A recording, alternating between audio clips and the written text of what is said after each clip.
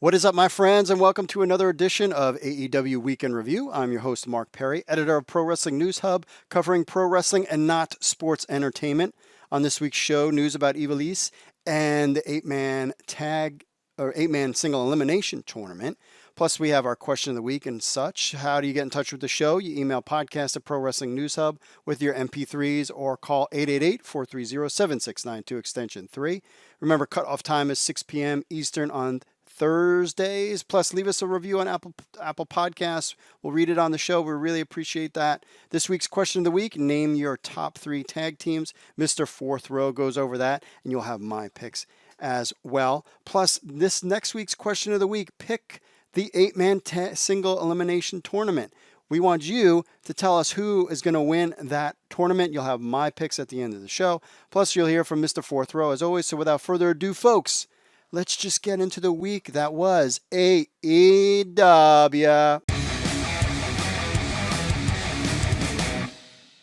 All right, let's get through AEW Dark this week for the October 13th. First up, we got Jungle Boy defeating Evil Uno, The Blade, and Frankie Kazarian in a 4-way match.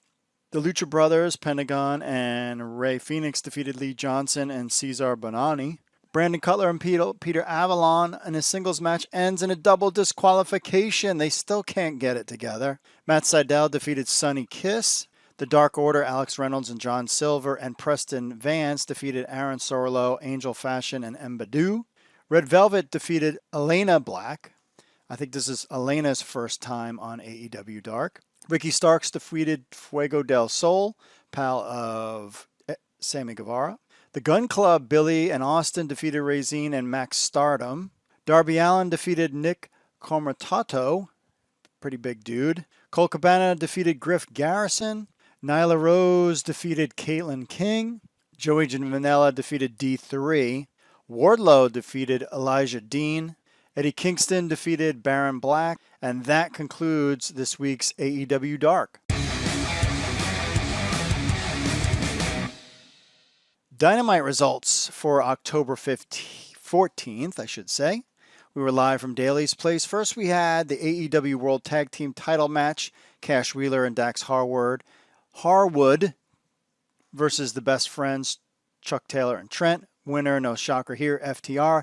Gave this a 3.25. This was a decent match. It took a little while once they started getting going and became really interested. And Trent is a beast. He is out there getting beat on a weekly basis, and he's the guy that takes the pounding for Best Friends. But it came better and then became a little bit better match as it started to go on.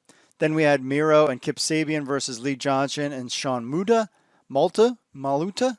Sean Maluta's first time on AEW. And Miro basically destroyed them. He was all pissed off because Trent broke his video game arcade. And so maybe we're going to get a Miro Kip Sabian Best Friends feud, which is interesting because they're kind of two faces at this point. This match, I gave it a 3. It was just basically a quick Miro destroying everybody match.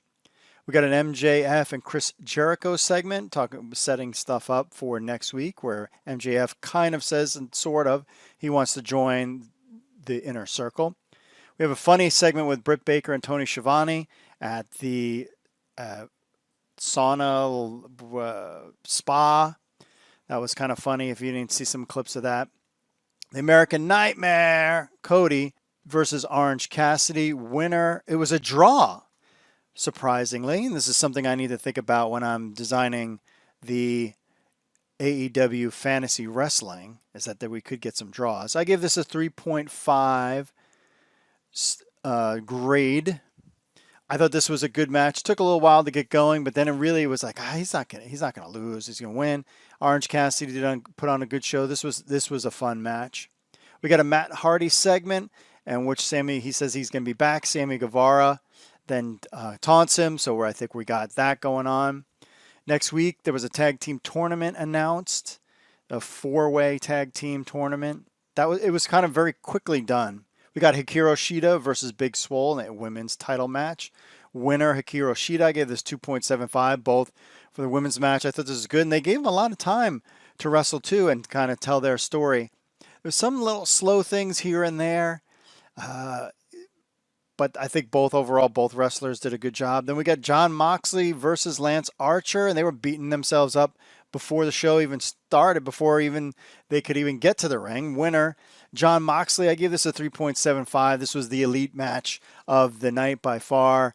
Lots of twists and turns, lots of weapons, chairs and tables, all sorts of stuff. This was a fun match to watch. And then in the end, Eddie Kingston comes out, probably setting up an Eddie Kingston, Jon Moxley thing. And I thought having Eddie Kingston on the mic or during commentary was funny. There's a couple times he made me laugh out loud when he was talking to Tony Schiavone. So this clearly must set something up for the next pay-per-view in November. But all it was a decent show and wasn't a blockbuster show. I think in the weeks to come, I think these shows will start getting even better as we get towards the pay-per-view.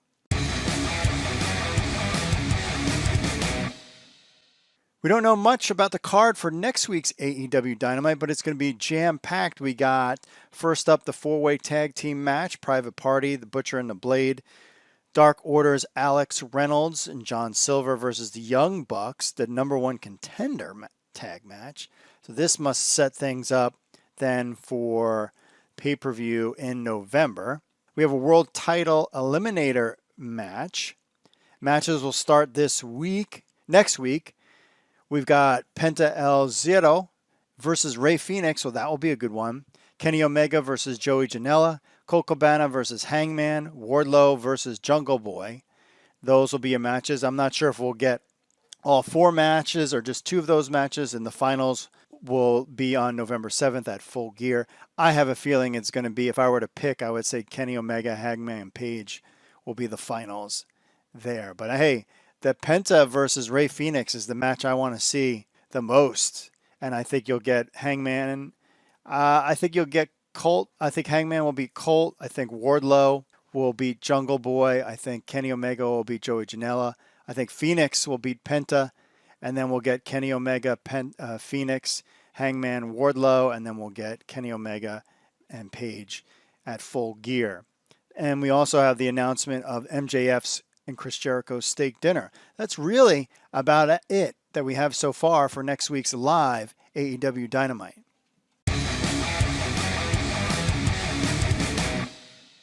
Ratings are in for AEW Dynamite this week. From Showbuzz Daily, AEW finished 15th overall for the night. Dynamite drew 826,000 viewers, up from last week's 753,000 viewers. No surprise there. They finished 19th overall last week.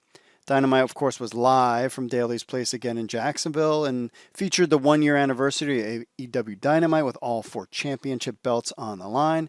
NXT drew 651,000 viewers, slightly up from 639,000 viewers. It finished 51st overall. Last week they finished 56th, so when you don't have main event talent showing up on your show, your ratings go down. The show featured NXT North American title match between Damian Priest and Dexter Lumis. Total combined wrestling audience for both shows was up to 1.477 million viewers. It was 1.392 million viewers last week because of the vice presidential debate. Based on the ratings, Major League Baseball playoffs led the night in the top 2 spots, and then news programming took 10 of the top 15 spots, all Fox News. They were all fired up on Fox News last night. In the 50-plus demo, AEW was 0.35. That was up from last week, way up. I think it was 0.26 last week. So the older folks tuning into a little AEW, which is good. We're probably going to see these type of numbers until the election is over in November. Then we should start maybe seeing a pickup of wrestling numbers because it seems a lot of people are just focused on the news and the election cycle right now.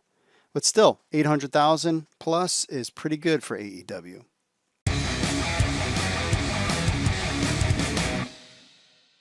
During an interview with Pro Wrestling Junkies Monday night, Ivelisse confirmed that she has signed a contract with All Elite Wrestling. AEW has yet to confirm the signing officially, however. The former Lucha Underground star did not provide any specific details about the contract. She did get the okay from All Elite Wrestling to confirm the news if asked about it. Ivelisse felt overwhelmed to get the offer the same week she lost her home in a fire. Last month she tweeted about the fire, so it means that she's basically been under contract with AEW for about a month. Ivelisse worked her first match in AEW back in July when she lost to Diamante. She would later team up with Diamante in the first Women's Tag Team Cup. The duo won the tournament with the finals victory over Allie and Brandy Rhodes. Since then, she's beaten Kaylin King and also lost to NWA Women's Champion Thunder Rosa. Fans watching that match, though, thought Ivelisse worked a little bit stiff in that one, made some people question her. Her last appearance on AEW TV came on September 23rd, Dynamite, when she teamed up with Diamante to take on Rosa and AEW Women's Champion Hikaru Shida. They lost that match. Ivelisse has worked for WWE after appearing in the 2011 WWE Tough Enough season. She was with WWE Developmental for 2 years. She currently holds the Shine Championship and was previously with Lucha Underground as the Trios Champion. She also had a stint with Impact Wrestling.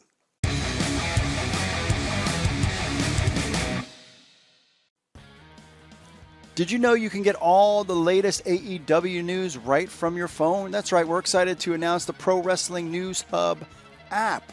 That's right, and it's free. You can get it for your iPhone. You can get it for your Google Android phone. And they're both free. You get all our breaking AEW news, information from Pro Wrestling News Hub right from your phone. You can just visit the Apple Store or the Google Play Store. What do you get? You get the latest news from Pro Wrestling News Hub. You get push notifications when a new post or story comes out. You get our podcast on the phone. You can leave us a review on iTunes, links to our social media, and so much more. All you have to do is, if you have an iPhone, go to the iTunes store and just look up Pro Wrestling News Hub and download it. Just type in AEW News. You can get our phone app, and guess it is free, my friends. It's free. So head over. You get all the latest news right from your phone, from your friends from Pro Wrestling News Hub, whether you have an iPhone or an Android. And it's best of all, it's free.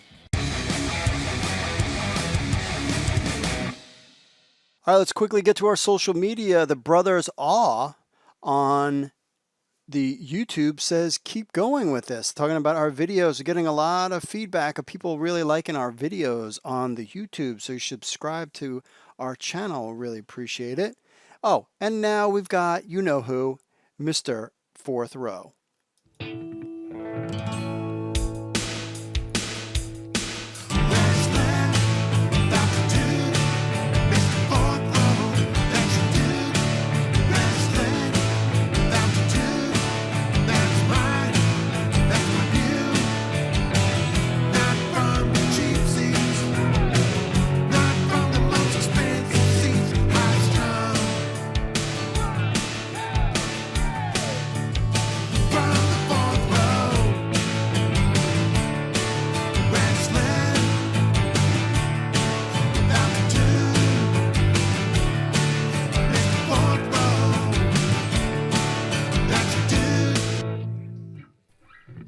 It's a go for another phone call there from Mr. Fourth Row. Hey, AEW Weekend Review and Mr. Mark. So the question that's been posed to us this week is the best tag teams in AEW. And I think it's, for the most part, pretty straightforward and flat and simple. I think sometimes, too, it's a little bit of a personal preference, but what kind of... entertains you, what gets your eye on them and all that good stuff like that. So here is mine. Coming in at number 3, I'm going to go Best Friends. At number 2, Jurassic Express. And number 1, I think just because of what's going on with them right now and the good storyline, is the Young Bucks. Yeah, the Young Bucks. They're finally, I think, going to live up to the expected number 1 tag team in AEW. So it's kind of about time to get that to play out, in my opinion. But what do you all think? Anyways, that is my view, not from the cheap seats, not from the most expensive seats, but from the fourth row. Thanks, Mr. Fourth Row, for checking in. I like his picks, but what about the Lucha Bros? See, I would have, I think for me, Bucks, Best Friends, Lucha Brothers in that mix at my top three. We always forget about them, but they haven't had a big run as of late. So thanks for checking in. Remember, question of next week, picks for the 8-man tag tournament. I give it out right now. We got Penta versus Ray Phoenix. I got Ray Phoenix winning that. Kenny versus Joey Janela. Kenny's winning that. That's on one side. On the other side, Colt Cabana versus Hangman Page. Going with Page on that one. Wardlow versus Jungle Boy. I'm going with Wardlow on that. And then you'll have Phoenix versus Kenny Omega with Kenny Omega winning. And then Hangman versus Wardlow with Hangman winning. And then you got Kenny versus Hangman. And the winner is Kenny Omega. That's my pick for the 8-man single elimination tournament. What is your picks? Let us know. Send us a message, etc. like that. So if you want to be part of the show, just email podcast at Pro Wrestling News Hub or call 888-430-7692 extension 3. Follow us on everywhere, Facebook, Twitter, Instagram, and especially YouTube, Pro Wrestling News Hub. We're trying to build that up. Leave us a review on Apple Podcasts. We'll read it on the show, and you can listen to us everywhere. ProWrestlingNewsHub.com/AEW-podcast. For show notes, or that's for show notes, Discord. Join us in the Discord. It's in the show notes. We're talking fantasy AEW. You guys are super excited about that, and so are we. That's it for this week's show. Excited about the tournament and next week's show, probably more so than this week's show. So thanks for listening. Mahalo. Put your mask on. God bless you all, and I will see you all later. Stay safe out there, my friends.